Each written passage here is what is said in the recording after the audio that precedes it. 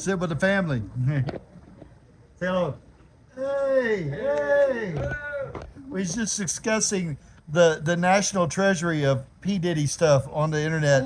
And we brought it to our attention that there's no one that's saying this. They're covering the dildos, they're covering the lotion, they're covering the dope, but no one's saying what we've come up with. That not every one of them son bitches had to do that against their will.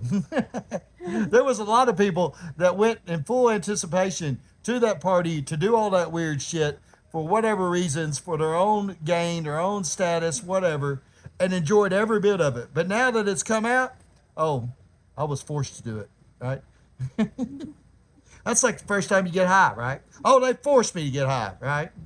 Bullshit. You got high because you wanted to get high. Just like them people did that stuff because they wanted to. And now it's out in the air, and they're going to blame it all on P. Diddy. I want to see the first real motherfucker that went to the party that says this. I was there at a party, right?